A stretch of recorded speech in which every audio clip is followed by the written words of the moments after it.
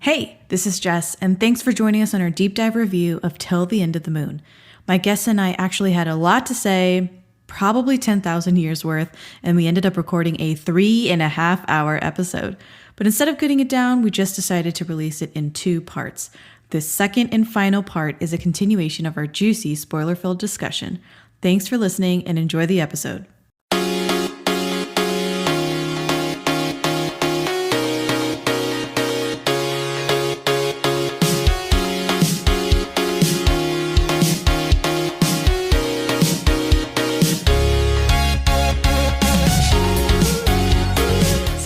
White on Rice, let's talk about these eras and what kind of stuck out to us and some bits of the plot that were super compelling to us.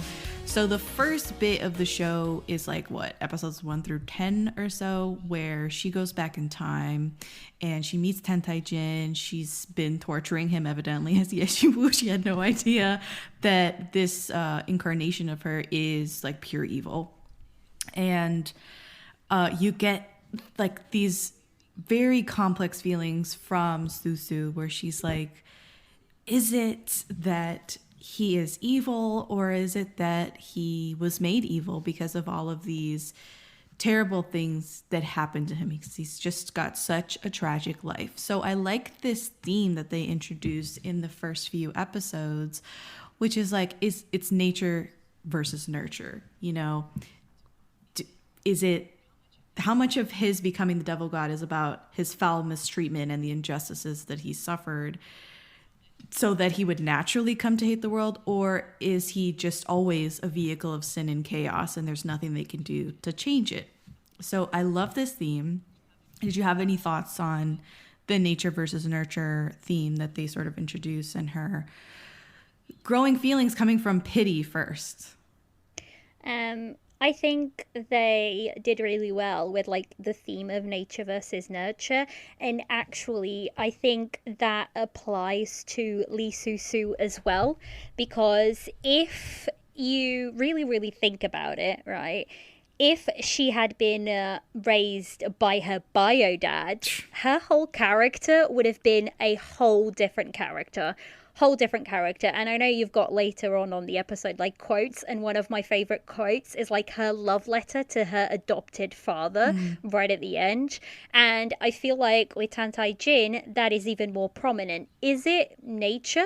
Is it in his nature to be evil, or is it nurture? Is it the fact that nobody ever showed him kindness?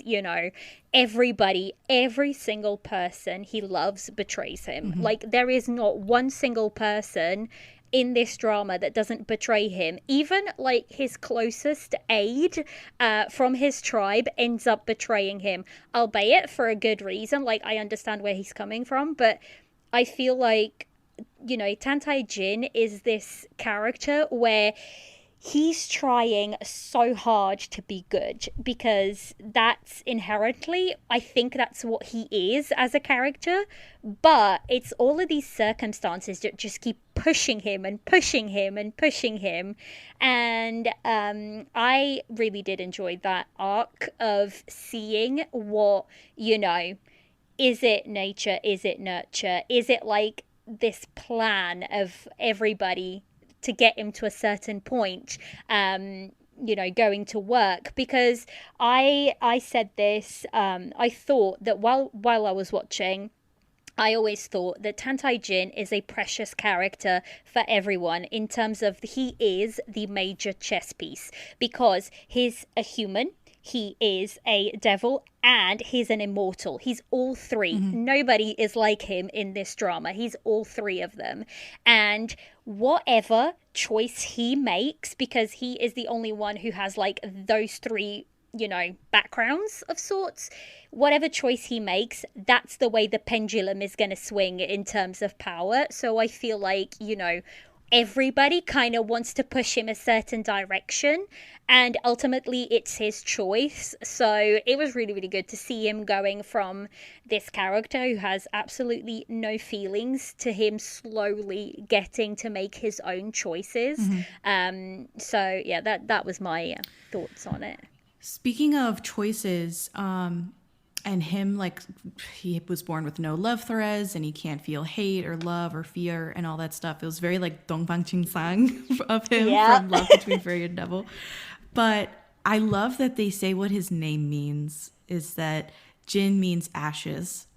So his name was basically a curse from the gecko, Tantai Jin. And I wish that they, you know, we can talk about the ending in a bit, but they don't circle back on him being like rising from the ashes, almost like a phoenix. But I like that they establish him as a psychopath in the first few episodes, because he's imitating human emotions and he's using the Crown Prince as a blueprint, and he's just going through these motions, hoping that he'll get the same result as Xiaolin does in his own life. And to me, that also establishes that he's a student of life, right? He's constantly looking around him and observing, and it's no wonder that he learns so much from Ye Jiwu as Susu or whatever. And her fostering him and teaching him how to love and being close with him and showing him kindness, making sure he doesn't die on a baseline level, all of that really affects him. And it's opens him up to a whole new world.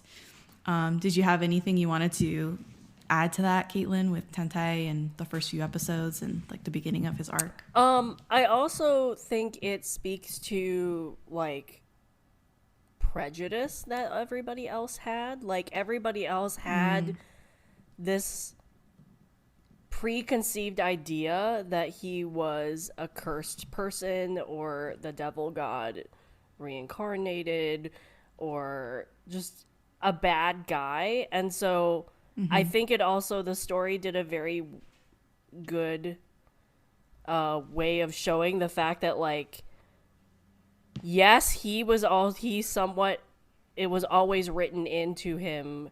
Liliana, you spoke to this, like there were 3 characters that seemed to always have these threads on his life in your podcast. But like, it was also speak towards like people having internal or external prejudices towards him since the day he was born or even before he was born. Like the king hating him right out the get-go, whether that was because his mother died in childbirth or like how the baby was acting with the 2 women who were raising him at first in life, or so like it's just it I think it was in terms of like him always having to make a choice. And I like the idea that the drama said you always do have a choice in terms of being evil or not being evil, and then you have to live with the consequences of that choice, which I think is portrayed very well in the 3rd era.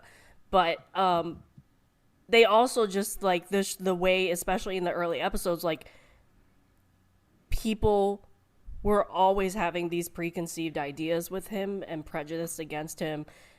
But also, as we said earlier with the trope of, like, the good guys are not always the good guys. A lot of the good people were actually not good people, even in the first era when we weren't even when they were all human, then when they weren't immortals or anything like that. Talking about not everything is good, let's talk about the crow wedding, where he wreaks havoc with his army of black crows, and he gets a little taste of revenge, a little taste of power.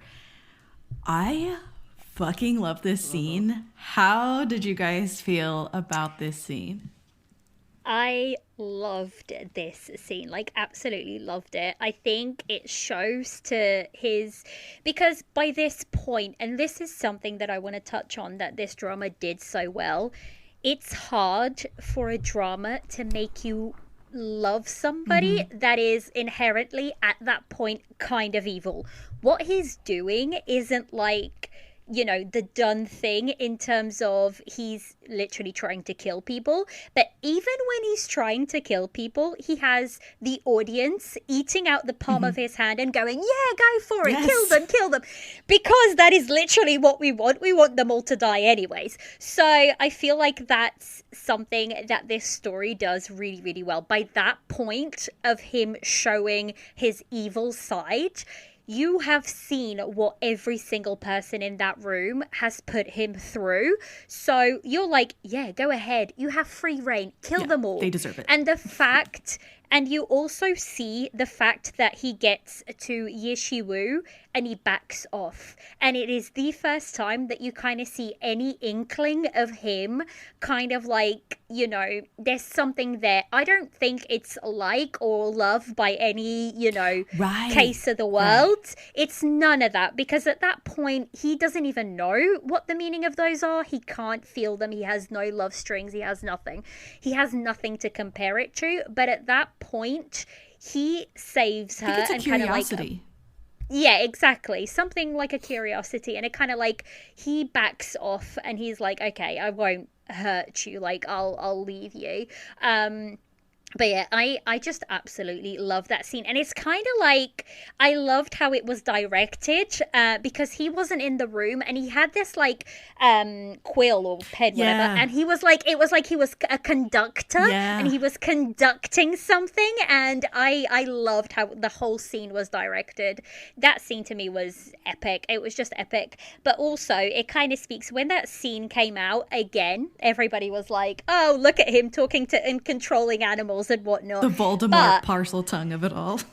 But there was actually something that people were saying online where they were saying, even when he's evil, you can still empathize with him. And that's like something that I totally agree with, because he was being like, he wasn't being good, like, because the high moral road is to take, to not hurt anybody and kind of thing, which I don't care. Kill them all. Girl, I said the same thing on the Glory episode. I'm like, fuck the high road. I want revenge. I want everyone to get their comeuppance. I want retribution. Okay. And that's what he was getting. Yeah. And everybody in the audience was like clapping for him and being like, yeah, you get it. One thing that I really liked in that scene, and it was just before he like slinks off to do his conducting of the crow wedding. It's when he's dealing with one of his main aggressors, which is one of the princes. It's like the maniacal fat one who loves pain. Yeah. So he comes up to him, Tantai Jin, and starts like, berating him. He starts insulting him. But Yeshiwu picks up on everything that's going on. And she insults that prince back to him. And the way that, this is so subtle, the way that Tantai just steps in front of her, he moves slightly in front of her to presumably protect her or like get in between her and the prince. I was like, that's the kind of shit that I live for. That's like, it's not only speaking to him now, he just, maybe it's unconscious that he's just like, wants to protect her and get in between her and this shitty ass prince. But later on, it's the same. It grows, like this feeling of I want to protect her. I want to do good by her. Grows into this giant. He's like the sacrificial lamb at the end of the show. So I love that scene. It's like that's sort of shit is like C-drama crack to me. Did you guys like pick up on that little like thing that he steps? I did. I did. I think for him especially, but also for Yeshiwu, there's, she isn't, how to explain this? So basically, you start to see that he has feelings for her, not through his words, but through his actions. And she's the same. She's absolutely the same. And now, if you look at the whole drama, there isn't, I might be misremembering, but I'm pretty sure Yeshiwu never says I love you to him. No, she never does. But she shows him. Mm-hmm. And that to me is enough. Now, I think a lot of the time, a lot of people crapped on her character left, right, and center because they were like, oh, he's sacrificing everything for you, but you never, like, why can't you just accept his love and blah, blah, blah, blah, blah. And her character is like, guys, her character is so underrated. It is so underrated in terms of did you see what she had to go through? She has like the whole universe on her shoulders. She has basically the weight of the future on her shoulders. Exactly. It's down like to her and nobody else. And she also has to like differentiate from like seeing him as Tantai Jin or seeing him as, and there's a line that she says, "Are you my enemy or are you my lover?" And I'm like, that is exactly her struggle throughout the whole drama. And I love the fact that these two, they don't have a lot of like absolutely swoony moments. There's not a lot of like, big kiss scenes or anything like that, but it's through their actions and through their, even just those small moments where one steps in front of the other. One is willing to she is willing to give up her immortality for him. He is willing to do this for her. She, and it's like these things that show how they feel for each other without them having to say it, and that to me is one of the best things you can do. Actions speak louder than words. Exactly. I compared it to, I don't know if you guys have watched the Korean drama The Red Sleeve. Oh my god, hell yes, I love that one. The female lead in that never says she loves the male lead, but she shows it to him through her actions and through what she does. And I feel like that, to me, actions speak louder than words, and when a character does it, it just lands well. It makes their whole, love story kind of like more believable in a sense. Caitlin, what did you think of the boat dance scene? Oh my god. I love that. I mean, that scene was like top chemistry. Like one of the scenes that you watch to see just the chemistry, because it's like he knew immediately who she was, and so the fact that he just was like. He was teasing her the entire time, but then she played along and teased him back. I love that scene. And the fact that it, as you said, it was loud, speaks louder, actions. The fact that he was so worried about her when she got off the ship was just that was another scene showing he did actually care. And then the scene that followed where he stepped in front of her when they were fighting his brother's right-hand woman, the demon. I think she was a demon or a wizard or whatever.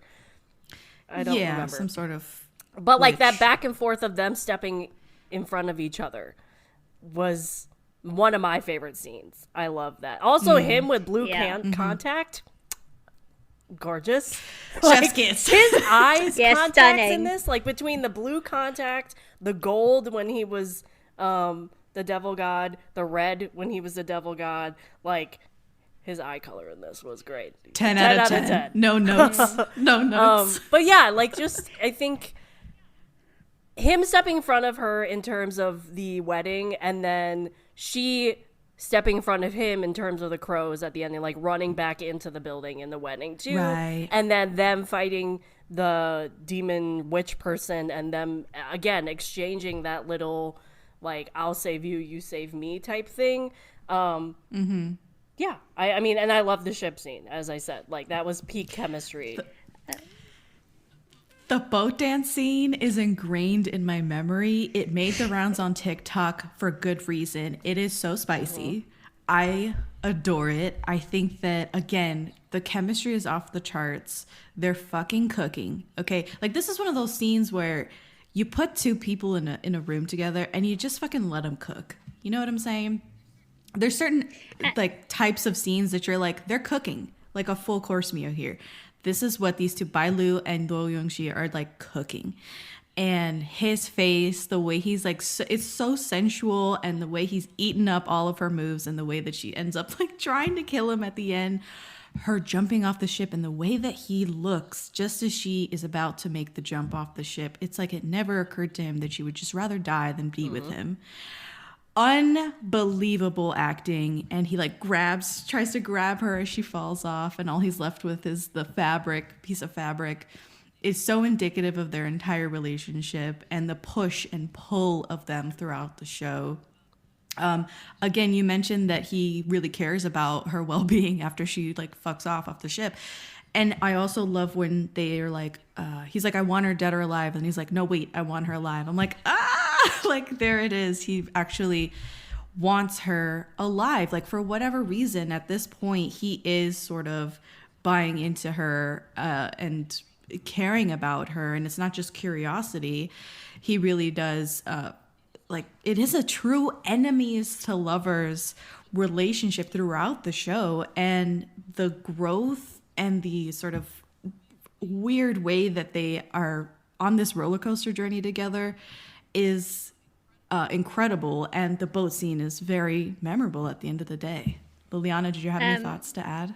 Yeah, I was going to say, I kind of love the fact that when, you know, she does get caught and he's like trying to catch her to put her on the boat. So after the dance, she gets caught, whatnot. And I feel like you look at, you know, Yeshiwu, Lee Susu at that point, and she's like, you're trying to corner me into a decision.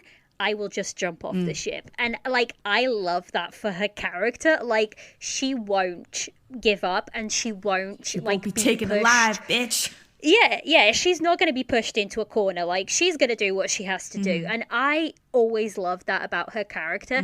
But also, you just touched on it very, very briefly. When she does come back, when they meet again, or just before they go into the Bore life, like, she, like, does this flirtatious smile and wave, and then her face just drops. And she's like, miss me, bitches. And I'm like, oh my God, I love her. I love her. The like, smile and that breaks out. his smile. Yeah. On his face and then he just starts laughing again, ingrained in my memory just before they enter the Bore life. And she's like, she does a little wave and my God, it's fucking like, C-drama crack. It's such a small moment. Like, in the grand scheme of things, it's nothing. But it's just like one of those scenes that really, really stands out. And actually, when I was watching some behind the scenes and some interviews that they've done, and if you watch them in the behind the scenes and interviews, they are so comfortable with each other. Oh, yeah. And Lu Yun, she was like, oh yeah, this is our second time working together, which changes everything because, you know. And even when they're doing like the kiss scenes, they'll just kiss. Like, it doesn't even bother them. And after Love is Sweet, there was a bunch of rumors that they were dating. But then again, there's always rumors that Bailu is dating every single one of her co-stars, because apparently you can't have chemistry without dating. But like everybody, like for these two, in like all of their behind the scenes, Bailu is always taking the mick out of him, and he's like trying to answer questions seriously and like, oh yeah, she's really hardworking and she does all of these things, and she's just like taking the mick out of him. So their behind the scenes are hilarious, but it shows that they have like that friendship in place that then translates so well onto on-screen, onto their on-screen chemistry, and then like how comfortable with each other they are.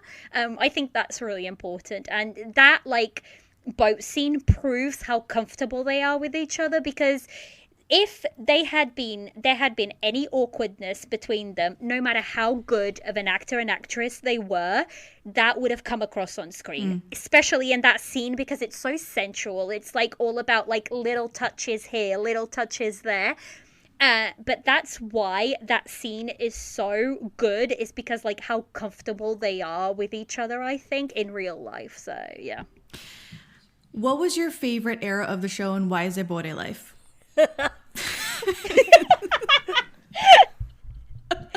Oh God.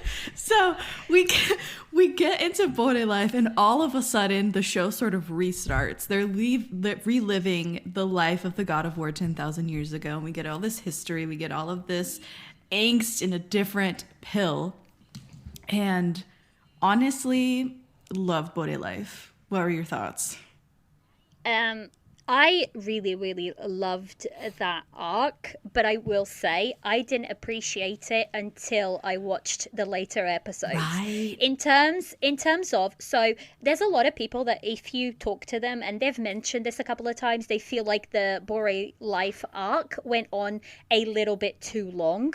But for me, it was just enough. Same. Like, that arc dictates so much of the story. The shell that comes from that arc, the heart guarding scale, that is the scale that saves, Tantai Jin later on in the story. That is Mingwei set so much into motion through his actions and through showing him. He says clearly to Tantai Jin, I waited, I showed you my life so that you could make the right decision.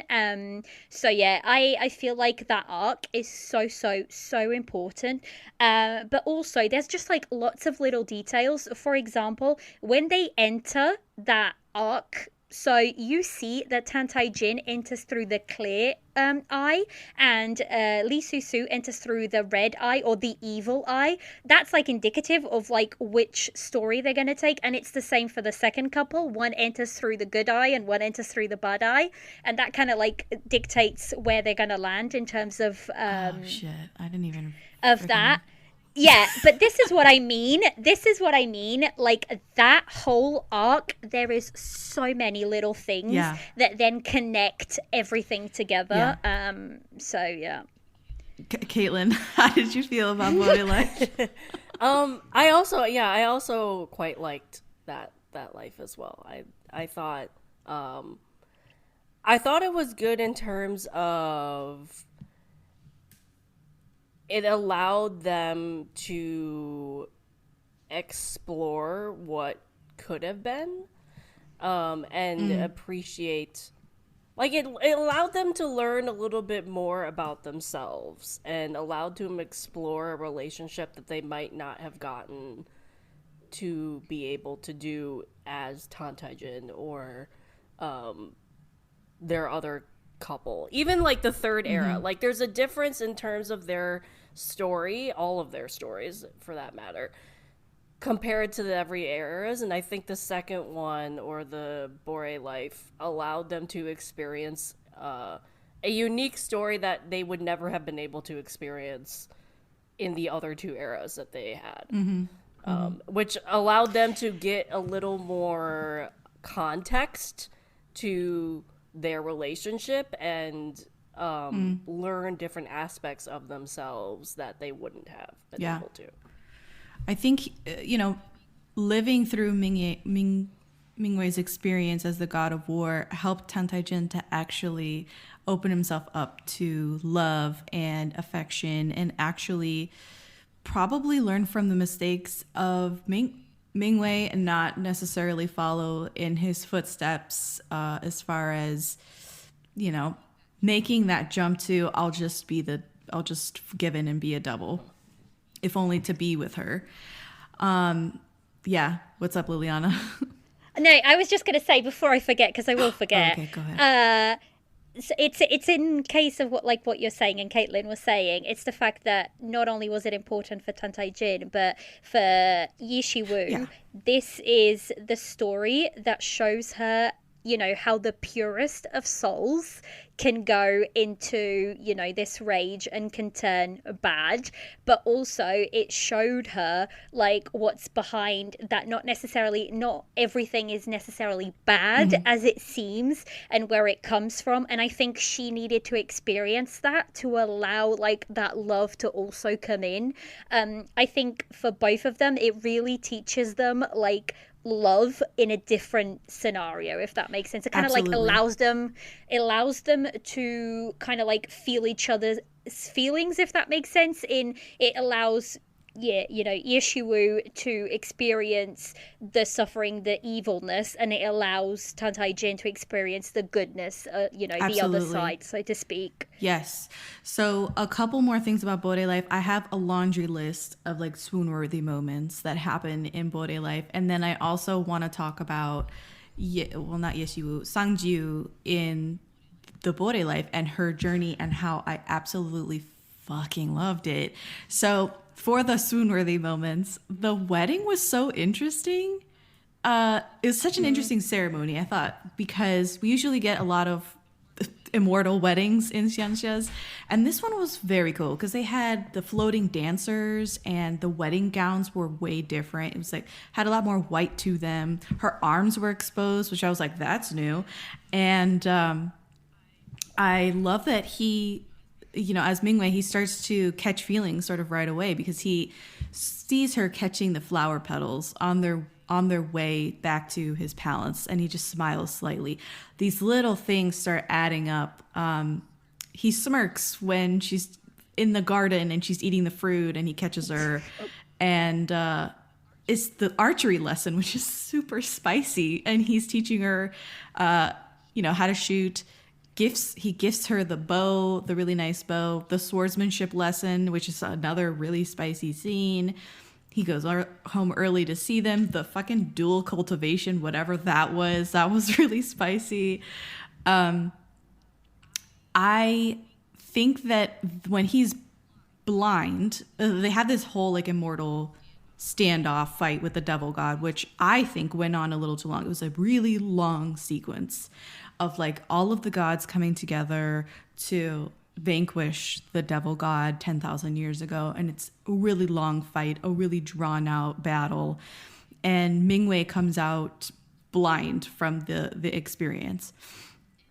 And when he regains his eyesight as she's brushing his hair, and she's been taking such good care of him, and God, this is again like C-drama crack moments that like keep me going and keep me up at night, where he's like, why don't we share a bed? Like, why don't we,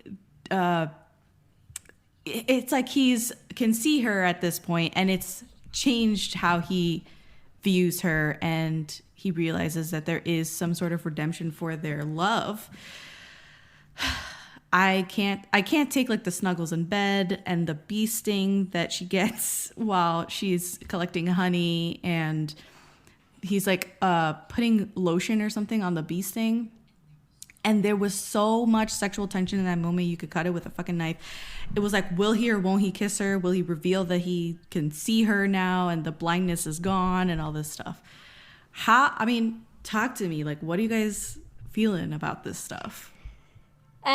I was just looking at my notes and I realized that that's the part that I actually wrote down with pen and paper, and I don't have the notes to think. But there is, because I was trying to remember the quote, and it's after he regains his memory and he kind of says, I might, paraphrase this a little bit because I can't remember the exact quote, but he kind of says to her, like in his mind, he doesn't say it to her, he says it in his mind. I can just, I'm sorry for lying to you and to like just pretending to be blind. I just want this to last a little bit longer. And he just wants that like blissfulness, because he knows once, because she keeps saying in her mind, once they're both essentially wanting the same thing at that point. She wants to, carry on, in this blissful moment, and so does he. They're just not communicating that because they both think that as soon as this blindness goes away, they're both going to go their separate ways. And that is kind of like so sweet but so heartbreaking at the same time, because they want the same thing. They just can't express it, and it's like so sad. And so, I loved that whole little saga, because it's what, in theory, if everything else would be removed, that's what their life would be like. They would just be living in their little cabin, like loving on each other, and that is their life. Like, that's what it would have been. So that's one of my favorite scenes in that, in the Bore life, is like them in the woods after he's blind. The fact that she goes into the river to save him is, and she gets kind of hurt going into the river, and that's a whole other thing. It's the fact that even though he said these things to her, she still wants to save him and take care of him. And, it's just their love through and through. Yeah. The ending of Bore life is really brutal. Because she, of course, the goddess fucking goes ape shit, kills all of her family. She becomes a devil. And I love this quote from Sangju where she says, "I'm willing to become a devil if I can kill my foe, even at the cost of my life or my soul being dispersed." And she makes this like everlasting vow to the soul calming stone or whatever that's in the Mo River. And the mood swings and everything, like you believe her, you're on her side, become a devil, it's fine, girly, like we'll support you. And the fact that she is so devoid of mercy as the devil, and you're still like, she has every right to be this vengeful. She says, "I want them all to die when they raise their swords to kill children of the elders. They had no kindness or sympathy at all. I want them to pay." And he's like telling her, look, it's not worth becoming a devil over. He's begging her to just like let go. And she says, "Who are you? Who do you think you are telling me what's worthwhile or what should or should not be done? Like, get out of here." How are you guys feeling in this moment when she makes this turn to the dark side and becomes a devil and is really antagonistic toward Mingwei? I supported like that change in the fact that it's exactly the same thing that was happening, 10 episodes ago when Tantai Jin throws crows at his enemies. She's doing the same. She's just doing it, slightly different. And like at that point, she's so consumed by rage and anguish and every emotion that is negative. There is no going back for her. Like there is no mercy. There is no going back for her. She, has already she had this very peaceful, very loving family that supported her through everything. And having that taken away for no other reason than at the end of the day, you can almost link it back to Mingwei, because if Mingwei hadn't been lenient with the goddess, they wouldn't have had this problem. So it just shows to Sangjo, leniency is not going to take me anywhere. I might as well just do revenge and be what I need to be. But yeah, I was like, I'm all for this. You go kill the goddess. You go kill whoever you need to kill. Like, it's fine. I still like you. Caitlin, how are you feeling about the dark side, Sanju? Yeah, I agree. I think this is, we all cheered her on. We hated Bing Chang's character in the dream sequence. Overall, I think any harm that we could see be done to her was rightfully so. But I think also, I like the fact that they made like the opposite happen, because you saw parallels with Tantai Jin's character and with Sangju's character in the borderline. Yeah, in terms of why they went evil, and parallels in like their motivation while they were evil and things like that. And I think that allowed Susu to really learn the fact that like there's a gray line when it comes to who's actually evil and who's actually good.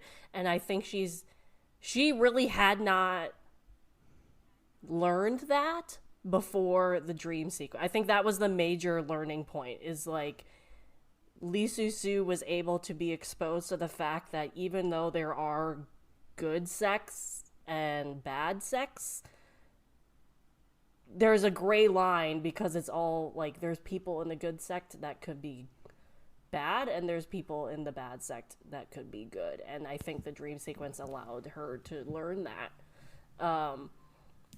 But yeah. One thing that I picked up on during this sequence and this conversation that they're having, which is really important and powerful in the Bode life, is that Mingwei, the problem is that he didn't communicate with her, and more than anything, he took power from her. He didn't let her decide the fate of the clansmen that were at fault, how to punish the goddess. He made all of these decisions on her behalf, and it was all politically motivated in the Bode life. And like, that is major, right? To take the agency from her when the she is the victim, right? So I think that later on, when Tantai Jin is effectively the victim of, everyone's hate, everyone's mistreatment and miscommunication and bias and all of the rest, he makes big decisions by himself. And again, it's not necessarily that it's a mistake like it was in the Bore life, because he saves Susu at the end of the day, and he saves the world. So it's very interesting to see how he kind of redefines the decisions, and it's not so much that he's offending Susu, even though he is, like, we'll talk about that, but he really has a better handle on it after Bore life, if that makes any sense. Yeah, I also think when it comes to, that whole story later on in the episodes, it's the fact that they have a different relationship than Sangjo and Mingwei ever had. There's a lot of trust between Susu and Tantai Jin that was gained through their experiences, to the point where I think it's like episode 37 or 38, he's like become the devil god in essence, and he's telling her all of these things, and she looks him dead in the eye and goes, you're lying. And that's she knows. And like, once, they have cultivated this relationship over thousands of years they've experienced it. So I think that when he then chooses, he knows that if he later on, as Tantai Jin, if he were to tell her what he was going to do, she wouldn't go through with it, because she would have looked for a different way. She would have wanted to keep him and the world, which is what she did 500 years ago. She kept him alive, but she also saved the world, and she would have looked for a different way. Whereas in for Sangjo and Mingwei, they had a very, very short amount of time, and yes, he took all the agency away from her, but I think like their main thing was their miscommunication, because if he had said to her, I'm doing this, I'm sparing her life so that I can bring your tribe back, or so that there is a chance to bring your tribe back, because he said, the goddess's clan came in and they've got this artifact that can bring, Sangjo's clan back. If he had explained that to her, she might have slightly understood. But it's also the case of, by that point, Sangjo was so far gone with grief that it would have been almost impossible to bring her back. So yeah, I think that that was my thoughts on it. It goes to show the difference in their relationships, and like how far Tantai Jin and Lee Susu came in their relationship, which was something that was never, it was a chance that was never afforded to Mingwei and Sangjo. Yeah, I completely agree, because at that point in Bore life, it was too little too late. And he doesn't let it get to that point later on in the show when he's Tantai Jin or the devil god and, shit's going down. The last line that I love in Bore life is, it's my first time being a husband, I didn't know how to love you. I wrote that one down as well. I love that line. Fuck. Okay, so now we're out of the Bore life, and we get these really sweet scenes of her trying to woo him so that she can develop all three of these mystical things. What was it? Like the tear, the dream, and the love thread. Yeah. So she's trying to turn these things into the 9 spikes that she can ram into his heart. And she needs him to fall for her. And you get some sweet moments. She's cooking for him. She kisses him on the cheek, which is such a cute fucking terrific moment. I don't know how you guys felt about that. His reaction. I loved that little scene. I will say, this was the point where a lot of people were like, oh, what's happened to Yishiru's character? Why is it all of a sudden she's turned into this little, obsessed little fan of I'm like, you can't win with this. Everybody was like, first of all, you want her to be, in love with him. And then now that she's like trying to technically trick him to Or- be in love right. with her, and like you still Don't like it. you know, don't like it. But to me, I loved this. Was kind of like a little breather before you went into the next painful, you know, arc of the story. And I feel like there's one of my favorite scenes from this whole thing is like, so she is it in this part? I think it is when he kills the emperor, like the you know, neighboring country's emperor, and she misjudges him and she looks at him with like scared and hatred, and he kind of says, I have seen that look from many people before, but I never imagined I would see it from you. Like her look of being afraid of him. And then like they go back and she understands why he killed him. They because stole his mother's remains. It was this whole thing. Yeah, they stole his mother's remains. And then, like, you go into the whole confession of him by their tombstones, which is just, giving you everything that's going to happen. And, like, the one line that, it's a whole thing, but the one line that I wrote for this is, like, when he's confessing to her and he basically says, I love no one but you. He doesn't say, I love you. He's literally telling her there is nobody else. No, like, motherly love, no brotherly love, nothing. I love no one but you. And it's like, come on. To me, that was one of the most swoony moments of the whole drama. Absolutely. The confession scene in the Jin Kingdom tomb area. What's it called? Mausoleum. Anyway, thank you. Yeah, the mausoleum. Yeah. Sorry. The confession. I am able to love someone only because it is you, not anyone else. Yes, you. The one I love is you, not anyone else. And it's like, yeah, that scene is just killer. I think the episodes that you were referring to, like the break before the heartbreak, is 25 to 26 is like all hell breaks loose because he puppeteers Yeshu and to kill Shaolin. She kills Shaolin. Well, he kills Shaolin through her. Yeah. And what a what's the term? Like a regression, right? For Tantai Jin.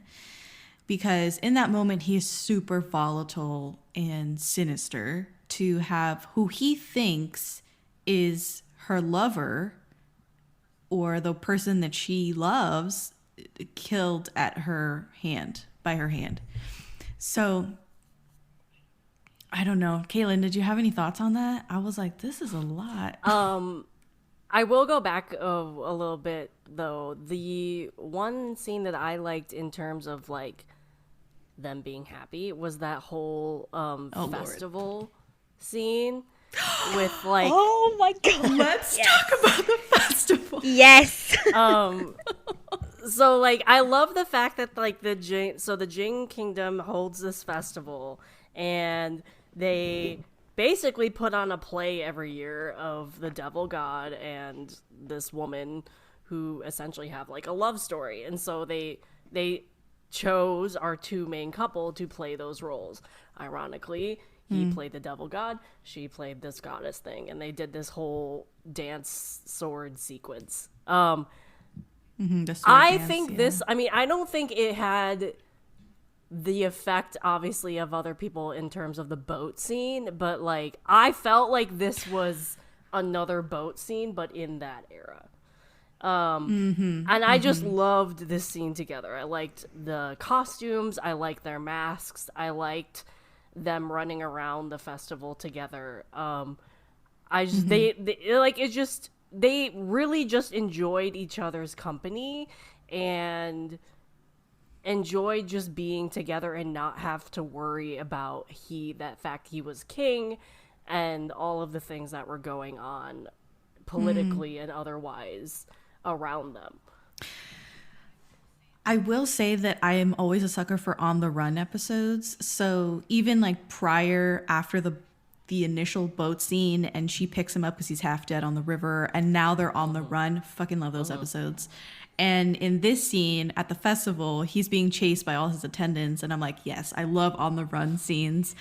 And the festival play from this time period is basically prophesying exactly what would happen to them, because she ends up being the goddess, he the demon god, and he yields to her, so she would kill him. And in that moment, she also unmasks him and reveals his true self, and she says, you were lying this whole entire time. And it's I also think like it pays that whole, again, it's kind of like a dance between them. You know, their sword fight is kind of like a dance between them, but it also pays like homage to when Sang-jo and Ming-wei are having like that sword lesson, I think, and it kind of like draws a little bit on that in sense of linking them. But this show has a thing where if you look really, really closely, like if you go and rewatch it, they have been giving you clues to what will the ending be from the get-go, from like episode 1. There's like little bits here and there, and this one, like this festival one, is like a major one where they clearly show you how it's going to end. You just don't really want to believe it. But I love how this show does this, where they are really, really clever in the script writing, right? They are very clever in terms of leaving little things that once you're watching, you know, for the first time, you don't know, because you don't know the context that they're going to be coming in later on. But once you've watched it and you're like, oh my God, this scene linked to this and this linked to that.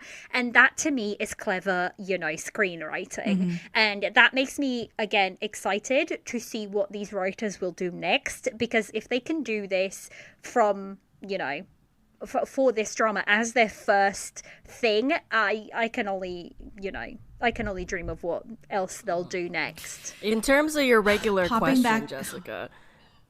Yeah, I've totally forgot. Yes, go for it. I agree. It was a regression in terms of him manipulate. I think it was regression, but it was also like overly cruel on the fact that like he used her in the means to get his revenge. Like he didn't have to do that. Like there was other means that it's personal. That's personal. And it's just, I was frustrated on the fact because of course like Bing Chan's character was like manipulating all of it, and like just like I was like yelling at my screen. I was just like, communicate, people. Like this entire drama, I was like, this could have been avoided with a conversation.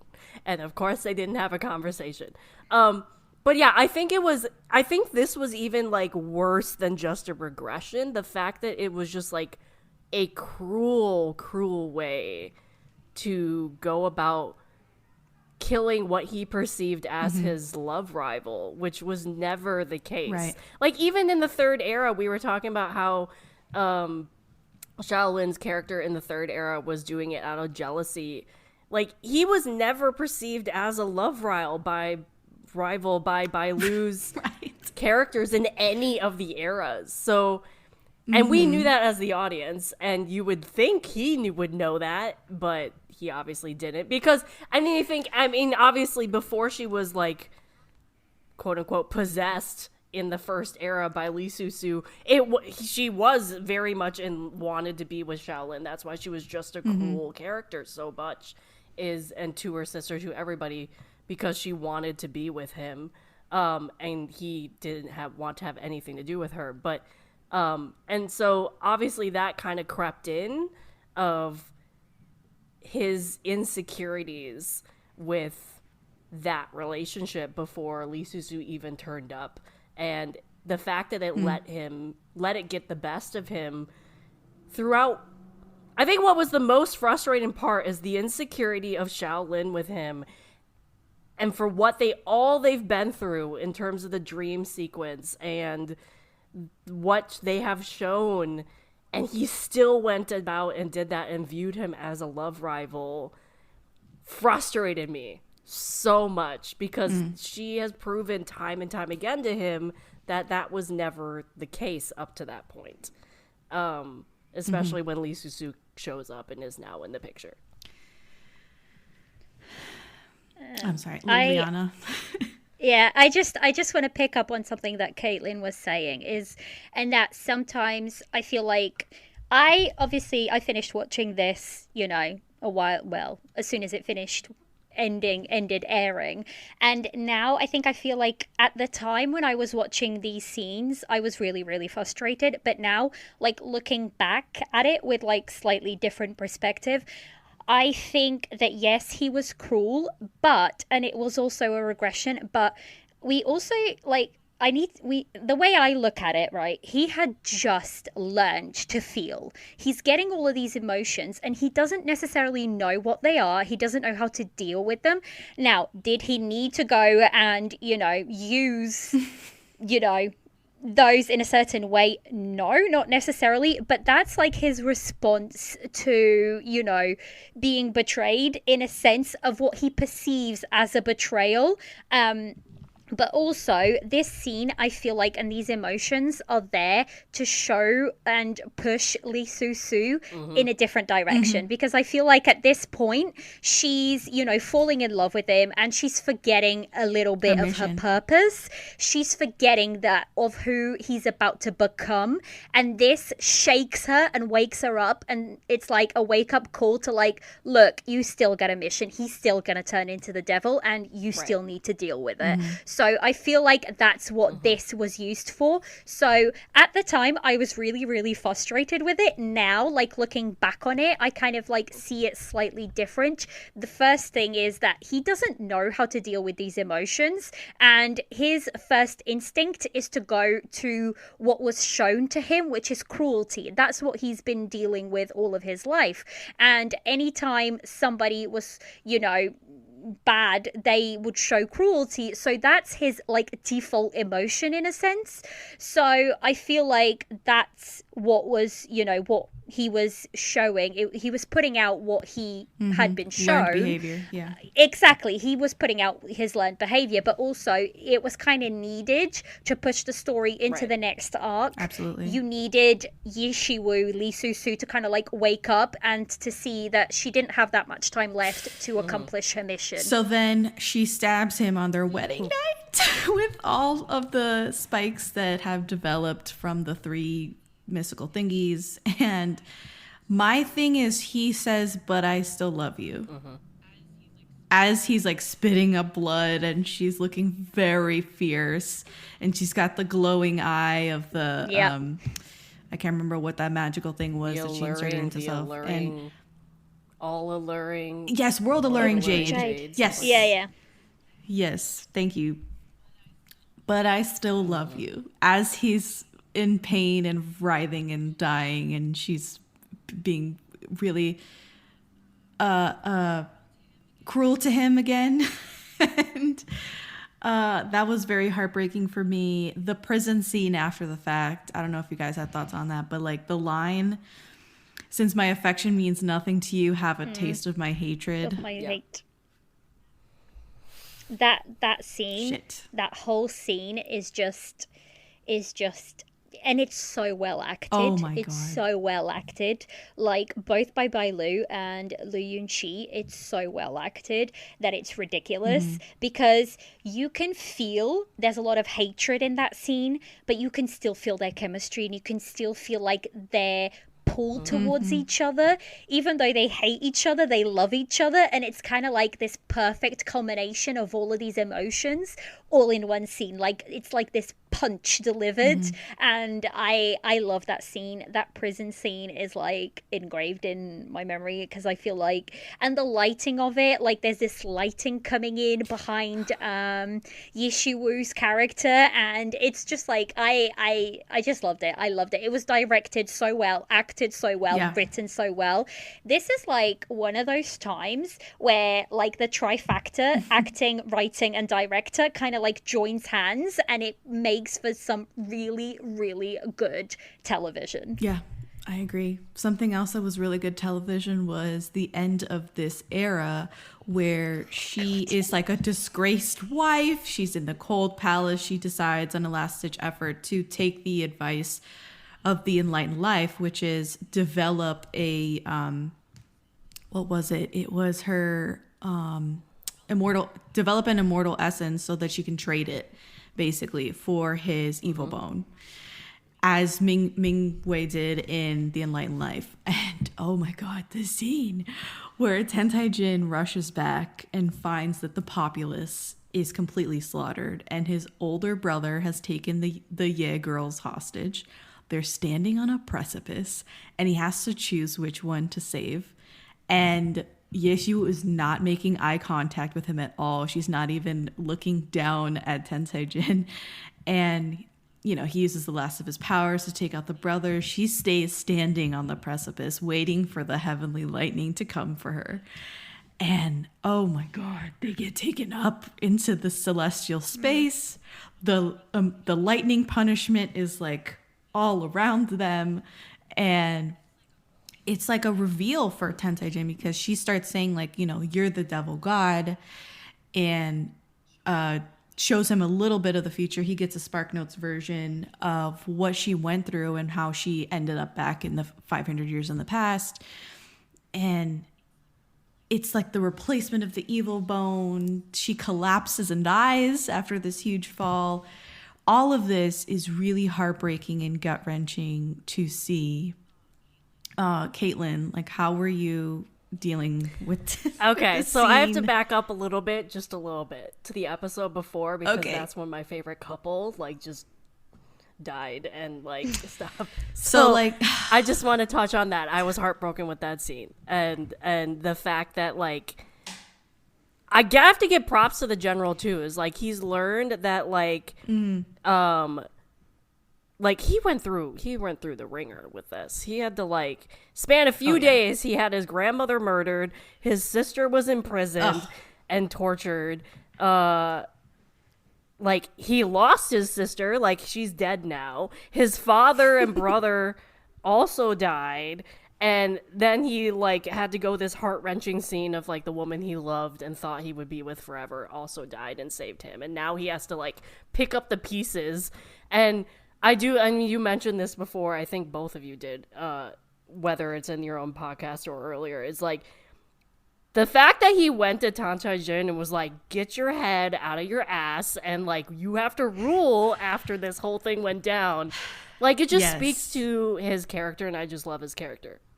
Okay, that being said, yeah, I mean, I think what I loved about the scene in terms of, like, them rising up into the heavens and, like, receiving the lightning punishment is, like, him really realizing the fact that she had the eye and had that jade in her, and, like, realizing the fact that she had been living with that for years at that, like, not years, but, like, since she got it. Months. I don't know how long, but, like, a really long time. And he knew how painful that thing was. And so the fact that she was living with it for so long and realizing, I think, and he showed this so well on his face, like, coming to the realization that she did love him. And the fact that she was living with this thing in herself and in her eye for so long just proved it. And then he felt remorseful on the fact that he did all that stuff to her. And it was too late. Like, he couldn't do anything, which caused him to kind of go on, like, a crazy king rant a little bit afterwards. The descent into madness. And so I just love that realization and that progression of that whole scene. And then, of course, you get, I wanted somebody to put together, I'm sure somebody has, like, the amount of times they have an aerial shot of them laying next to each other in this drama. Oh. Like, I think up to this point, I think we had, like, 4 or 5 scenes at this point, whether they died or they were just, like, on the ground together, like with the crow scene, for example. I just want a compilation of that. But yeah, I absolutely loved this scene, even though it was, like, heartbreaking, and I was just like, oh my God. But, like, the emotion and the realization of that scene, and then what came after, and how it all tied into even the third era, was heartbreaking, but also kind of beautiful at the same time. Yeah. I would say that, and I'm just realizing this now, is that yes, he's been learning how to love, and throughout the show how to love properly in a healthier way, because obviously when he perceives that she betrays him and she goes to Shaolin, it's like this rage and jealousy that he's exhibiting, and it's very volatile, and we see that played out. And then, you know, she sacrifices herself and removes his evil bone, and he realizes all these things that she's done for him, and it kind of translates into she loved him this whole time. He goes into this deep depression, this grief and descent into madness, where it almost culminates into now his love is all about possession. You know, you belong to me and I belong to you. You can't leave me. I didn't give you permission to leave. If you can't come to me, I will go to you. And all of these different things that he says during this time. And one thing that I liked that he said was, he says that he wanted to be good to the widows and orphans, the same as she was. But now that she's gone, he doesn't care about anything. And he sort of detaches himself from this really noble concept that she instilled in him, which was you just have to care about people. You can't just care about yourself and the people immediately around you. You should care about the world, because you're in a position of leadership and you can change. You have the power to change the world and affect the world. So it's really tough to see him go through the suicide attempts with the Snow White thing. He tried to freeze them. Then they go through the fire, and he leaves the throne and gives it to, I think it was the brother. And, you know, he decides to, you know, indulge in his grief and to try and find her in the netherworld, which is like the whole 500 years later time jump that happens. And, you know, just skipping ahead a little bit, his love evolves even further to be selfless, right? Where he ends up like giving up the chance to be with her at the detriment of the world, to choosing to save the world and, you know, negate himself in that manner. So I think that's like really cool to see the evolution of his love and how he loves her. I think like that's why his character was done so well. It's because its evolution and the journey that, you know, Tantai Jin's character goes on, it comes full circle and it comes to the end. And you would never have imagined that the character that he is at the end would have come from the character that he started off as. And I think he was played so, you know, so well. But also there's these like quotes, I don't know, there's like these quotes that like the hero will give up his love for the world, but you know, the demon will give up the world for the you know, the world for his love, that sort of thing, right? But he kind of goes through that journey where in, you know, right after she dies, he gives everything up, but he leaves it. He lays his plans out before he does, because Ye Qingwu comes in and he's like, snap out of it. This is not what my sister would have wanted. This is not, you are not honoring her. And he kind of like snaps him out of it long enough for him to set everything into motion for him to leave. And I think that was really, really important, because if Tantai Jin had just kind of like abandoned this world that he had created and not cared at all for it, it would have shown that his character hadn't come as far as it had. So I was really happy to see that he left everything kind of like planned out and, you know, left his world in a better condition, which just kind of like showed how good of a ruler he was in a sense, because yes, he did indulge in what he wanted, but he also knew that the world he had created would be left in, you know, good hands. So that allowed him to kind of like move on and, you know, to go find her. So he kind of like did the two things. He kind of protected the world and went, you know, indulged himself. So I really enjoyed that whole aspect of it. Moving ahead, way ahead. They are now in the Immortal Kingdom because they have this competition to catch demons or whatever. Like the immortal sects get together and have a a little competition, friendly quote unquote. And they have their reunion scene as Sang Jimin and Susu for the first time. I was underwhelmed. What did you guys think?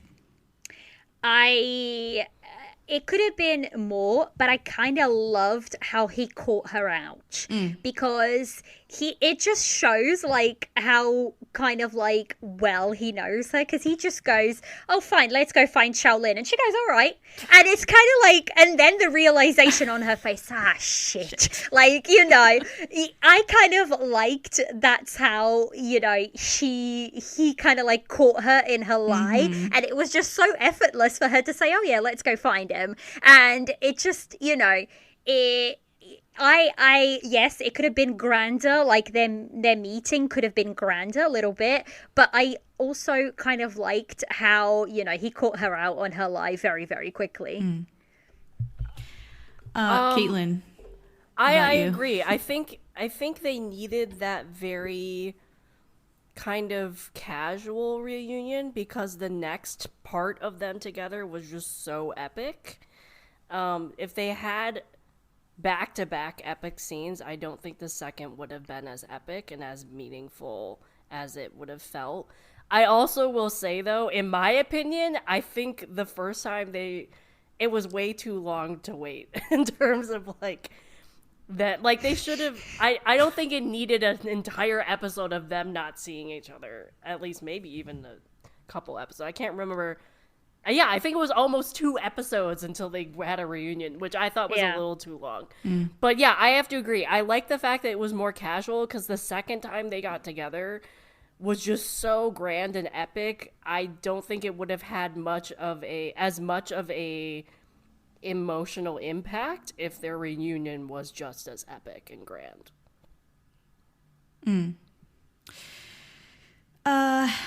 There is a fight that happens between Jyomin and the white-haired Ying, and I thought it was very good. A very well choreographed fight. And he does the kick move with the sword, that he like kicks the sword. Do you remember this? Anyway, it's amazing. And he starts merging with the seal or whatever that they have there. It's one of the evil instruments. And I love the moment where one eye turns red and the other stays black. And of course, the eye that turns stays black is the one that she gave him. You know, it's her eye. And again, his struggle verbatim. It's very like Harry Potter-esque. Order the Phoenix, Harry fighting off the Voldemort possession. Very good stuff. And this brings me to another character that I think, Caitlin, you had issues with. The god of monsters, her biological father. Did you believe this man for even a second, that he had turned a new leaf and was... Not at all. No. Did anyone at all believe he turned a leaf at all? So what happened was, I apparently am very gullible, because when he came back on the scene and was like, he busted out of the barren abyss and went to the immortal sex, I was like, oh, okay, so maybe I misunderstood the entirety of Bore life, and he wasn't maybe that evil, and he was this undercover spy that was getting info and had defected on purpose. No. Like, they got me so freaking dirty when he was like, and he was getting real sketchy too, and I was still like, man, he's sketchy, and didn't put any pieces together. So when he goes like full crazy and like fully evil and absorbs the devil bone and all this stuff and connects with the devil god, I was like, well, fuck, I'm screwed, because I should have seen it coming. I was like the idiot that didn't read the tea leaves on that. I love that Bai Lu's character saw right through him as well. Like, she didn't. Yeah. Well, she trusted like Jioming more than, or Tantai Jin more than her biological father, which is like, whoa. Right. I think at that point, though, that just shows, again, how much they've come as a couple and as, you know, characters, because she's like, no, don't believe, like, not for 1 second she believed that Jumin could have done that at that point. Like, she knew him and she was like, no, it wasn't him. Like, and I also loved the fact that his Shifu, so his master, also did not believe him straight away. He was like, I know who you are. And I said, him and the adopted, Lee Susu's adopted father, they're probably the only two good immortals in this whole drama. And I feel like, Sao Jomin's, master, him believing him, it's kind of like the father figure that Tantai Jin never had.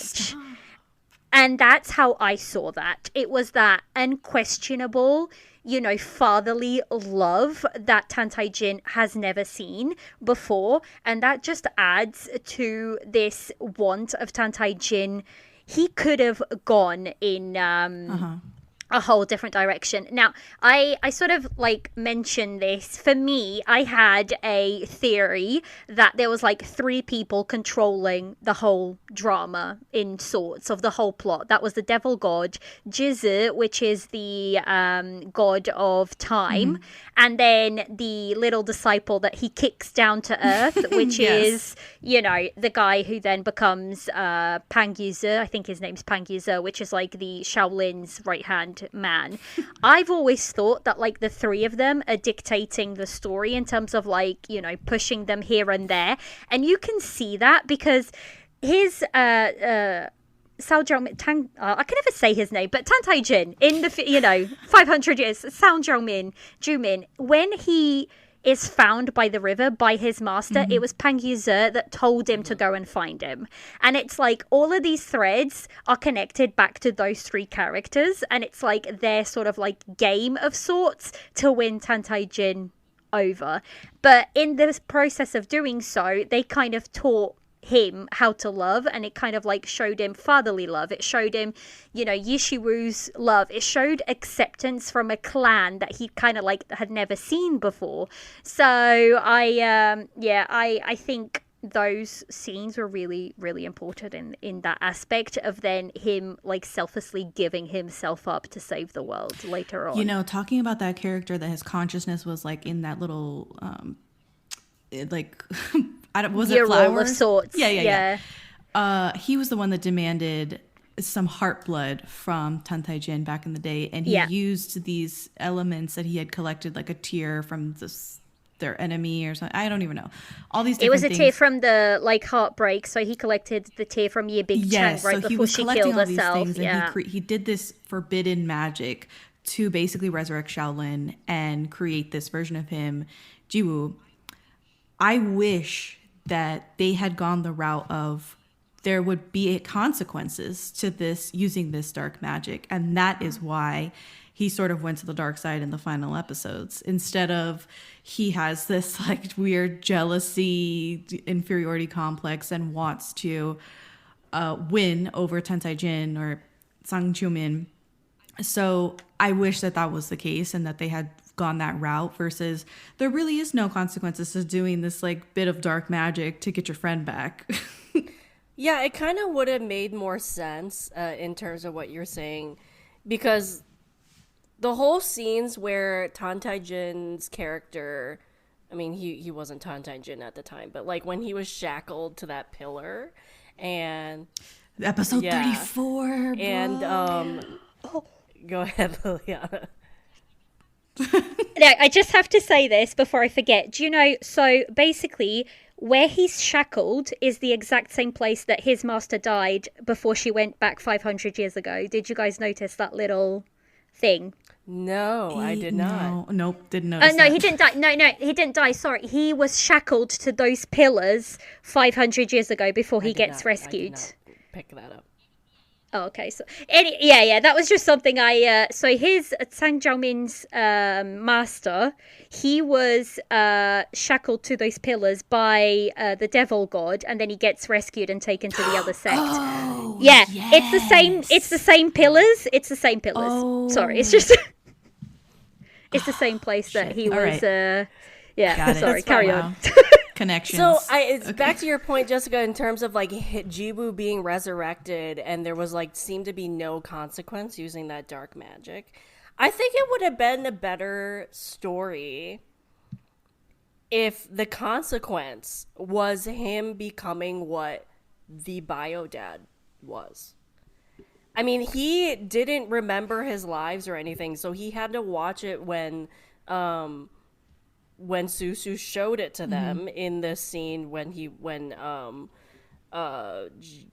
episode 34 when he's shackled. And she's like, don't kill him, he's fine. So I think it would have made better sense in terms of, instead of him becoming evil due to jealousy or whatever it was, either him teaming up with the bio dad or him like doing some sort of story to connect it back to the fact that he really was not supposed to be there. Like, he was not supposed to be resurrected. Or if he wasn't supposed to be resurrected like he was. He was never reborn. He never was reincarnated like the other characters might have been. So I agree with you. I think it would have made a better story if there was a written-in consequence. And maybe there was. Maybe it was a thing of, like, the editing room or anything like that. But, again, I did not see the point of his character going evil other than the fact that he was jealous, which there was just not a lot of context even to support the jealousy part, obviously due to probably cutting. Because honestly, like, one last thing on this whole jealousy thing is that she was like, what, a child when she caught fire suddenly and they had to put her in the river so that she could go under extreme meditation for like 10 years. So he didn't know her for that long, and what kind of romance could children possibly get up to before she's for a decade in a seclusion? So I'm like, what kind of... I mean, granted, they were fiancés. and also... Apparently, like, when they were born, their fathers were like, you're going to be married. Which obviously happens a lot in these historical dramas overall. But, yeah, I think it would have made a better story if, as you were saying, Jessica, in terms of if we saw a consequence of using that dark magic. And I thought it would have been a better story of him teaming up with the bio dad to some context.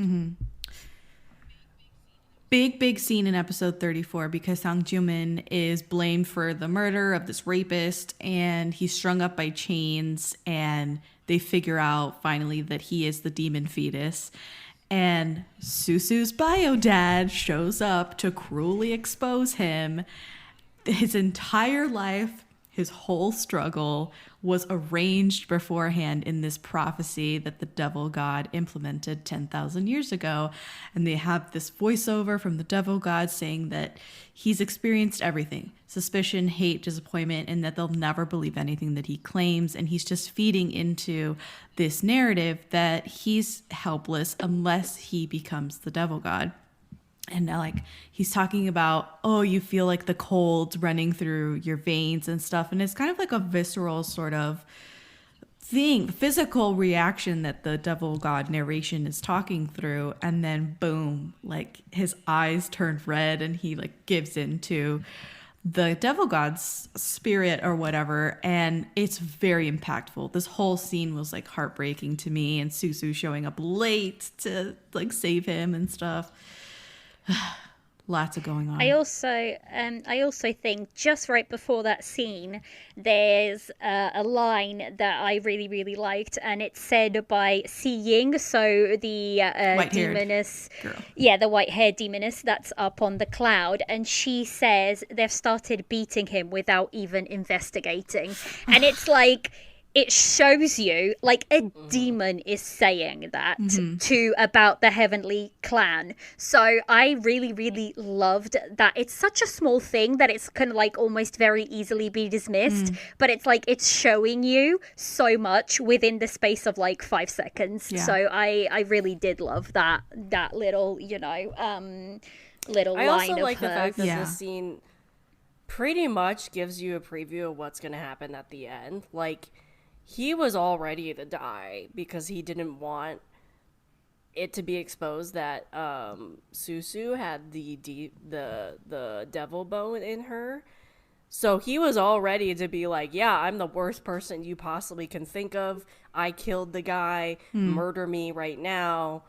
Like, and that was just the preview of like what was going to happen in terms of what happened afterwards and the whole course of his character afterwards. And I think that speaks a lot in terms of his character growth, their relationship growth, like him just deciding that I'm going to sacrifice myself either for her. At that moment, it was her. Like, he was sacrificing himself for her because he didn't want her being exposed. And then eventually he sacrificed himself in various other ways throughout the rest of the drama for other people, for the world, for her, for that in general. So I liked that theme. They end up giving him the heart guarding scale to mend because it's somehow like broken, and they tell him to listen with his heart, which I was like, listen to your heart. Like, I don't know. I get these moments where I'm like, yes, lyrics. He sees vignette after vignette of good scenarios. The grandmother living and handing out red envelopes. Yeshiwu's grandmother. The citizens laughing and dancing. Sanjiu saying to Mingwei, like talking about apples, like have an apple.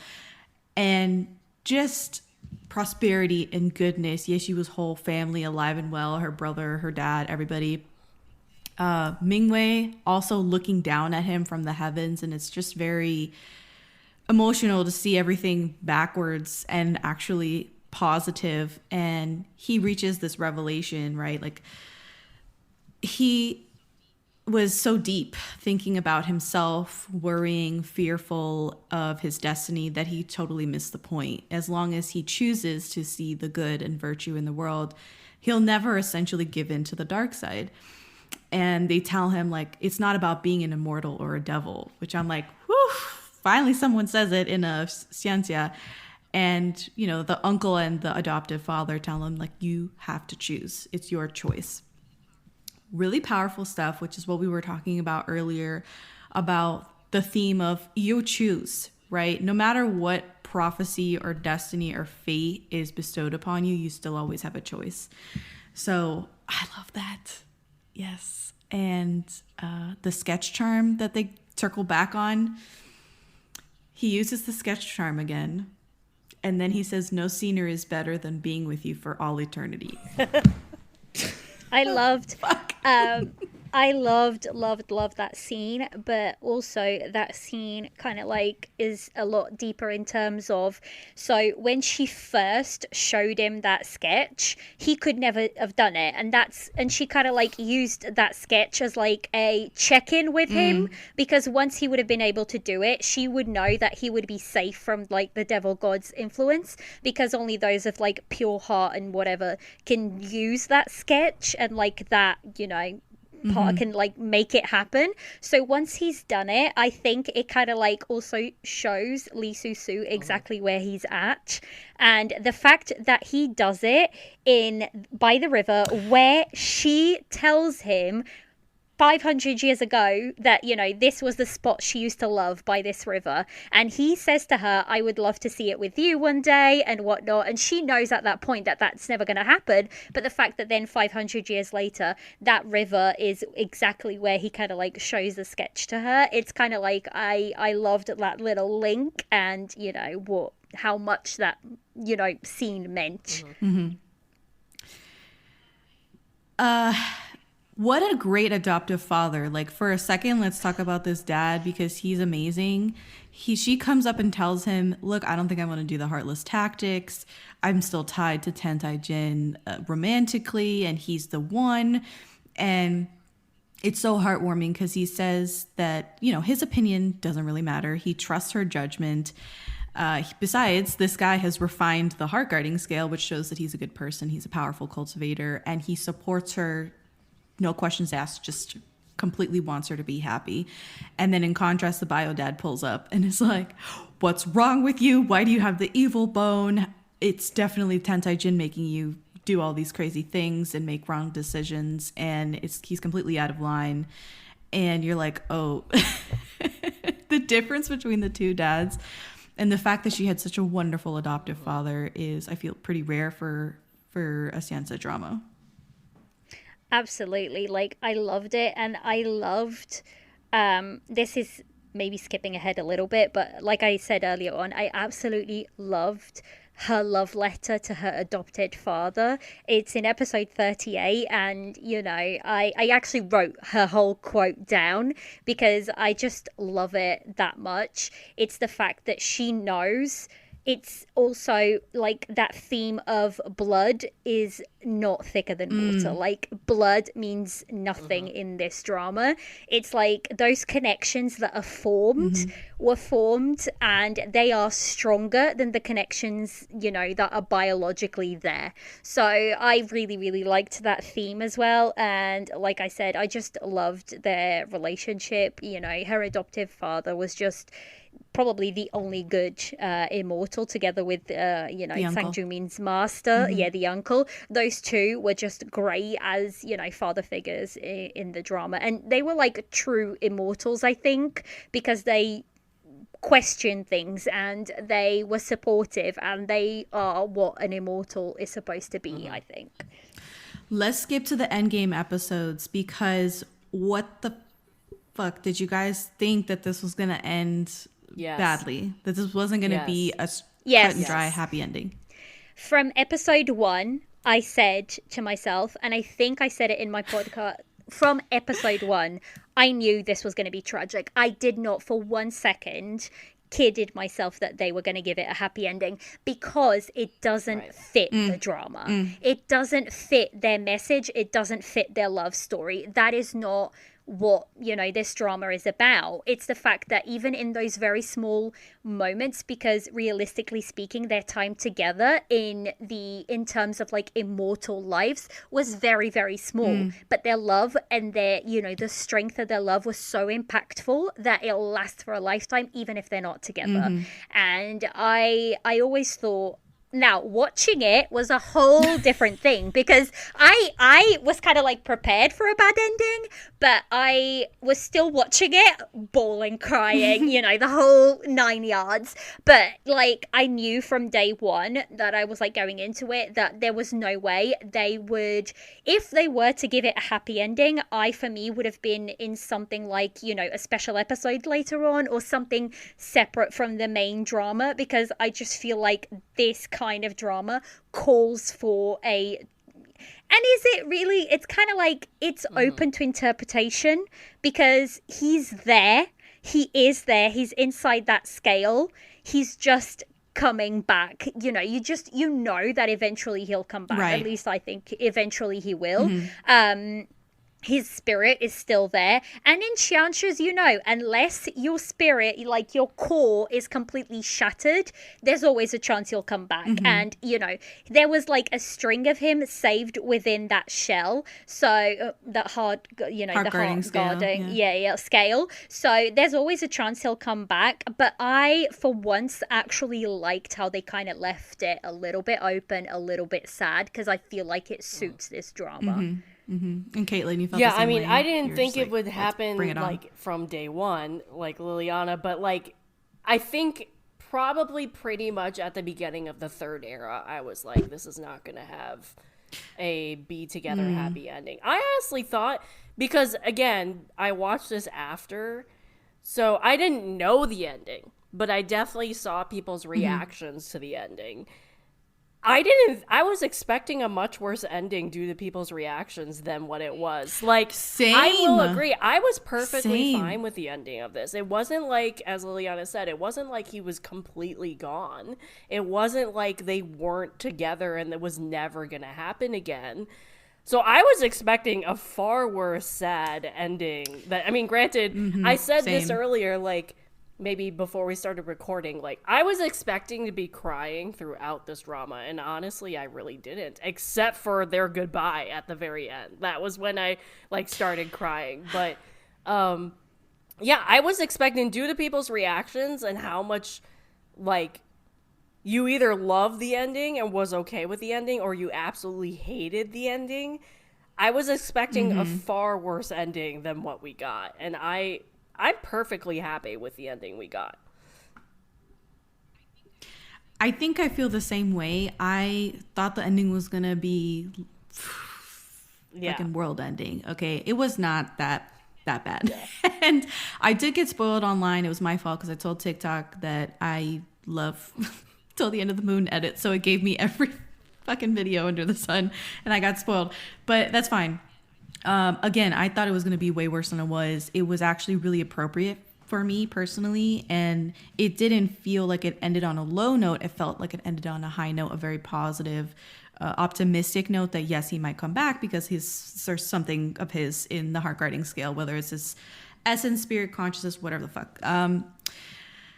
I would love to hear from people who are listening, and if you've come this far, please let me know, like, what did you think of the ending? Let us know if you're one of these people that really wants a happy ever after for these hyunshas. I don't think I personally feel like it depends on the story, right? For this story, like Liliana was saying, it wasn't warranted to have like a completely wonderful happily ever after with this couple. That being said, oh, go ahead, Liliana.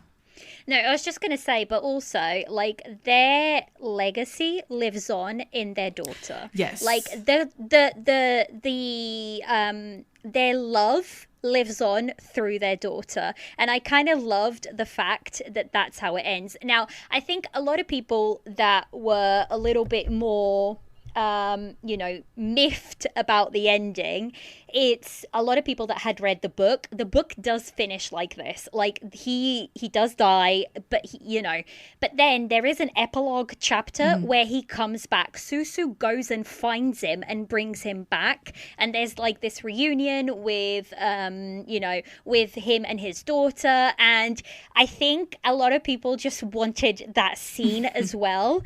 Obviously Yoku chose to go a different direction, but I think like just going back just a little bit, because there's just like one line that I absolutely loved, and it is like through their goodbye, and it's when Susu says, "I didn't expect that my existence was made for your death." Oh like, my god. And I'm like, and then like just stuff like she says to him, "I have a lot to say to you," and he goes, "I'm listening," and she says, "I don't want to, you're just bad. I don't want to say it to you right now." I think, what does he say?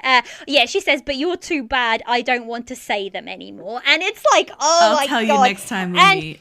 And the thing is, that one of those things that she probably wants to say to him is, "I love you," is "I love you." 100%, yeah. But she is again in this position where she has to kill him, and it's like it's the whole situation from 500 years ago. But this time she knows there is no turning back. She knows there's no way she can have her cake and eat it too. Like she can't save the world and save him.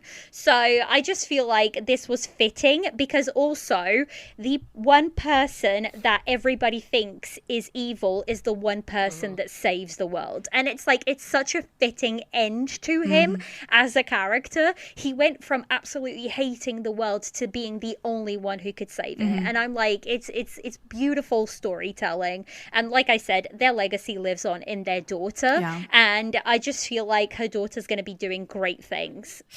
I love the scene where it was like in episode 38, I think. No, maybe not. No, 37. The Devil Palace is activated, and it's like a stunning scene where the broken pieces and boulders of this sanctum are reassembling under his feet as he walked. I thought that was a really beautiful scene. You get that twin scene where him and the Devil God are facing off, and the Devil God's talking about his grand plan, about the chaos of the world and all this bullshit. And I'm like, this is a great scene. I don't know why, but the random vampire demon that happened in that episode where he was on this giant web in the barren abyss, I don't even know what the fuck was going on there, but she says your blood contains a slight sweetness and a touch of sunshine. And I was like, whoa, not the touch of sunshine. Again, a lot of pacing issues in the later episodes, just like we said.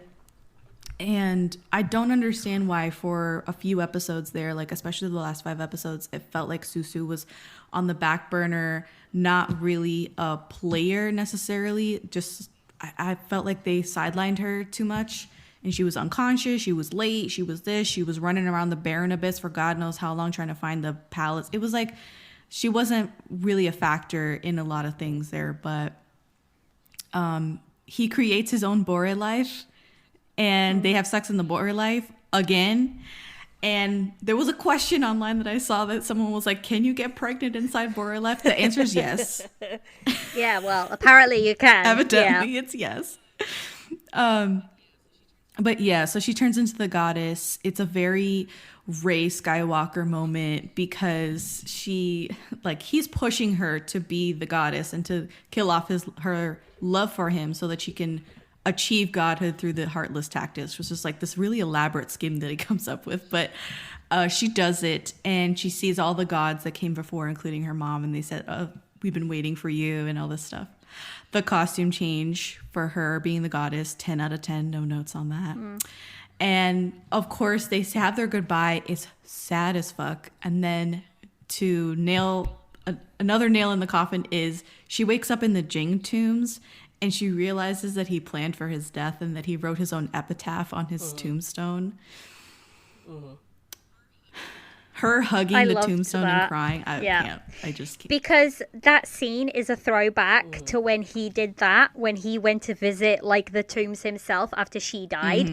And also, like, I just loved that whole scene. And it's the fact that he writes here lies like Yishiwu, beloved wife of Tantai Jin. Yes. But when it comes to his tombstone, he doesn't write beloved, because at that point in time he still doesn't believe that she loves him. I don't mean. So like on her tombstone it says beloved, but on his tombstone it does not. It just says like the husband of Yishiwu at that point. So I feel like it's like little things like that just make this drama stand out. And also one of the lines that I also really, really loved, it's just a line that Sang Joo-min's master says, and it's when he takes him back and like his master is dying, and he says, no one is meant to live in darkness forever. Yes. And I'm like, that line is so powerful, because that's exactly what he thinks his life is meant to be.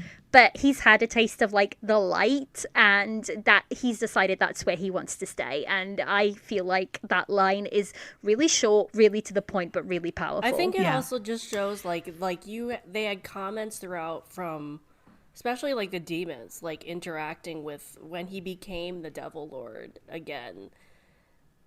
They kept telling him like, you're different. Like, this is not the one that I encountered before. Like, you could tell that, like, between him going and carving his own stone, and it was a long, drawn-out plan on the decision that he made, and I love the fact that it was his decision, and, like, he chose, like, his own destiny, and not having this prophecy do it for him. But even with like Bai Lu's character coming in and like saying like, you're lying, like you would never say that, when he was saying all this mean stuff to her as the Devil Lord, like people saw that it was different, like a different character of him, and I think that spoke to his character progression from what it was at the beginning of the drama. Yeah. It also speaks to like Liu Yunqi's acting, because like it was just slight differences, but it made such a big impact on the character as a whole. And I feel like that's a strength that an actor or an actress, not everyone has it, but when they do, God, does it, like, it makes the performance, like, it takes it to the, like, it distinguishes a good actor from a great actor. Is like those little nuances, and it's the fact that he was almost playing two characters at exactly the same time, and he showed it, and like the audience could tell, and Lee Susu could tell, and everybody could slightly tell there was something off with him. So yeah, I could nap on about his acting like for a whole day straightforward. To wrap up, I got some funny nitpicks for you guys. Let's see if you have any of your own. Actually, this is not so funny. This is actually very serious. So the first time they're in Bore life for Mingwei and Sungjiu's love story, they have sex. She's like, you owe me a wedding night, right? But he's, number one, drunk. Number two, she poisons him to incapacitate him so that they can have a wedding night. And I was like, this is clearly rape. And the poison like weakened him and made him mute. And even though he clearly wanted her and loved her and kissed her back, I just found it really problematic. And I can't count it as a swoonworthy moment for me, because I was like, what is going on? This is like wild. I can understand her popping up and being like, you owe me a wedding night, but then she poisons him on top of like him being drunk. I was reeling over that because it felt very, 10 years ago. How did you guys feel about that? I was in two minds about it, and I'll explain why before everybody jumps on me. So on one side, I was like, okay, this isn't the right scene. It isn't a swoony scene. I wasn't swooned by it. But on the other hand, in terms of like these poisons or these fruits, whatever, they're not meant to work on gods. So in theory, he shouldn't have been affected by it. But the drama kind of showed he was. So that was a little bit confusing to me, because when you're watching Xiantra and whatnot, these, fruits and whatnot, they're not meant to have an effect on, the true gods, and so which Mingwei at that point was. So like for him to be this all powerful and to be affected by a drug, such a like little drug, he would have been able to kind of like take that drug out of him very quickly. So it's like, did he want it? Did he not? I don't know. Either way, it was still not, not. It's not kosher. They could have gone. Yeah. They could have gone in a different way with that scene. Mm-hmm. So yeah, I don't know. I was like, I still think they could have written it differently, mm-hmm. but also, was he really affected by it? Was he not? They kind of show he is, but I feel like if the roles were reversed and he did that to her, people would be up in arms. Yeah. So there was a lot of people who were, though. When it was airing, a lot of people picked up on it, and they were like, this isn't swoony, this is. So yeah. I saw like the reaction when that scene aired. A lot of people were saying, this isn't right. And a lot of people picked up on it. If it had been Mingwei drugging Yishi Wu, mm-hmm. it would have been the other way around. People would have been completely up in arms about it. Now, I don't know. I still think it could have been written differently. It could have been like, so to me, a slight change that would have made this scene work would have been if they kind of like showed him pretending to be affected by it to kind of like go with the scene. If that does that make sense? Like if he had kind of like purified the toxin out of his body and kind of been like, I'm not affected by it, but I'm going to pretend to be affected by it to kind of like go with the scene. Because there should have been some sort of clearer consent, or him like, of course he, like I said, they muddied the waters with him. He's kissing her back. He really wants her. He always loved her, whatever. But it's like, it's not, I still don't think it's okay. Caitlin, did you have thoughts on that? Yeah, I kind of had that same thing. Like I definitely thought like this was not kosher. It could have been written differently. Easily, as Liliana said, could have like made him not be affected by it, but choose to still go with it. I mean, and it showed how bad her character was gonna go. Like it was just like that was the start of her descending into the evil side. And I didn't like the fact that was the first scene of her. Like that was her essentially getting revenge in the first part. And I didn't like that was the first scene of her showing that she was going to go into this path of getting revenge. I thought they could have done that at a different place, done it differently as well. So I completely agree with both of you. Yeah. Susu gave him a phoenix feather, and we never kind of circled back on that. I think the phoenix feather like woke him up at one point, and that was it. And then I thought, oh, this will have something to do with him coming back, because phoenixes obviously have the tendency to stage a comeback, and that was never explored or hinted at all, because his essence or whatever was inside the heart guarding scale. So I don't know if you had that nitpick either. The Tantai Jin surviving for 500 years in the netherworld thing, I was like, how? Because I thought he was human. And it was just like, oh, we're just going to gloss over the fact that he lived for 500 years and he didn't age. Nothing happened to him. He's technically human, but he has the essence of a god. Just like so Ye because Shi-Wu. she switched the immortal essence, the immortal essence kept Yeah, him. so not only does he have like the immortal essence, but he has some of the devil god's essence in him. That's what being like the devil fetus is about.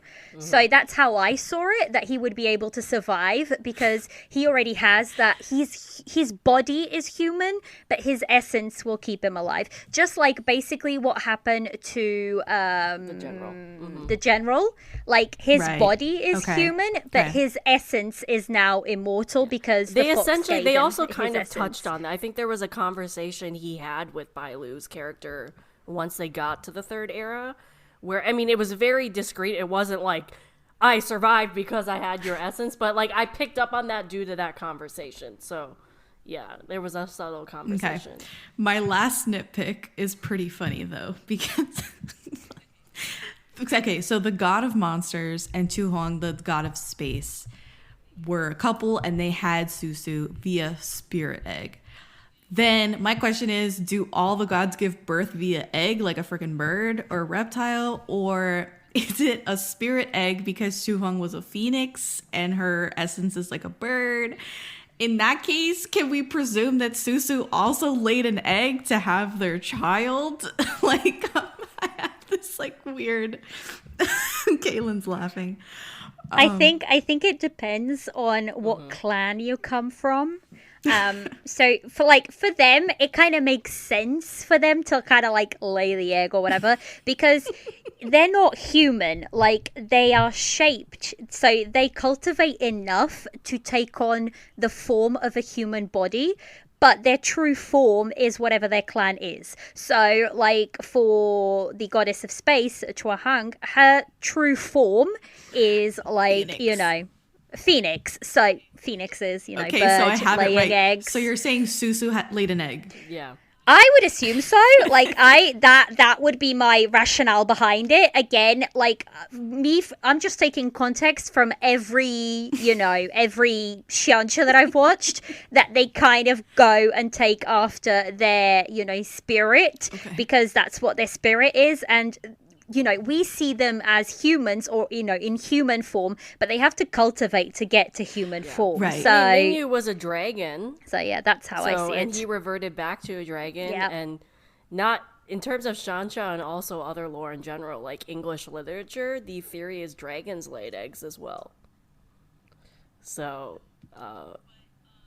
but the devil god wasn't. Yeah, a but Mingye was. So okay, because he reverted into that small oyster as a dragon, the little dragon, like that the little she, dragon, almost yeah, cooked when for lunch in the dream sequence. Okay, I understand. I was like, where are we going with the dragon thing? Okay, I got it. So you're saying, okay, fine. So she laid an egg for sure, for sure. Did you guys have anything else you'd like to add? We've been here for a while, but is there anything else you'd like to add about Till the End of the Moon before we call it? It was an epic story, I think. And I think in terms of, I haven't read the book fully, but I feel like the screenwriters did a really, really good job with the adaptation, because the source material for this is really, really dark. Like, it's a lot more abusive. It's a lot more cruel, the whole story of it. So, and in the book, actually, Susu never really loves him. So she is completely 100% all about his, the mission until pretty much the end of the book. So they changed up a lot of things, and I feel like they did a really, really, really good job at adapting it into a much more palatable story for people to enjoy.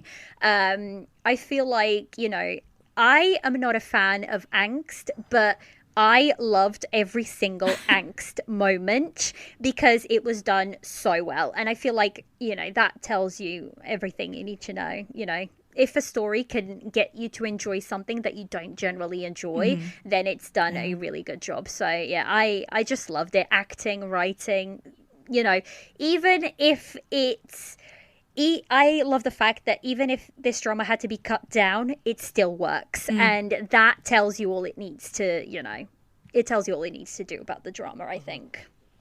Caitlin, talk to me. Well, anything else? Well, one, I have to get a shout out to the OSTs. I absolutely loved the OSTs. Oh my god, Jess!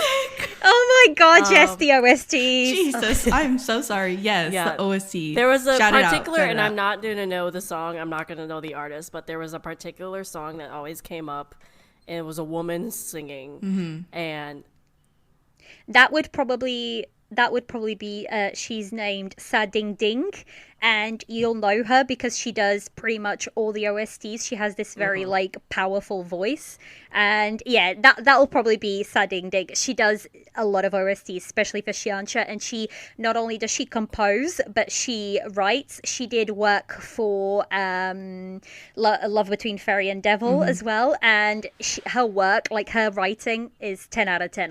If she's credited on an OST, you know it's going to be good. And the score as well, the musical score. yeah. Amazing. I thought it was really Yeah, so I just have to give a quick shout out to the music because I absolutely love the OSTs of this. I thought it speaks well for the OSTs when it adds emotional support to the scenes that they're playing against, as well as the score. But yeah, overall, this was like I have not watched a Xianxia in a little bit. So it was. I love the fact, even though I had to binge this in 2 weeks, I like the fact that you made me do it just because I missed the Xianxia genre. And now I want to watch another Xianxia drama right away. So I think that this is... Would I recommend this to somebody as their first Xianxia drama? Probably not. Not at all. Oh, no. Because No. it's just, there's so much No. angst. But... Actually, in fact, fuck no. But I mean, I think if you are a fan of the genre and you haven't seen this, you should see it at some point. And Yeah. I mean, I'm the one in particular who like, I will watch anything, right? I will watch any type of thing.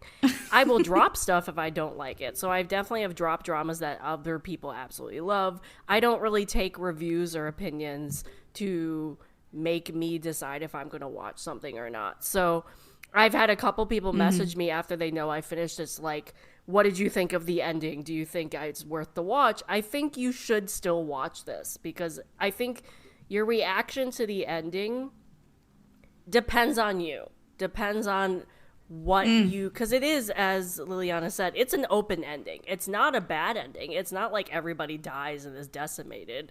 And, like, it's a horrifically sad ending. But I think it's... Right, yeah. he's just dead. He's not dead.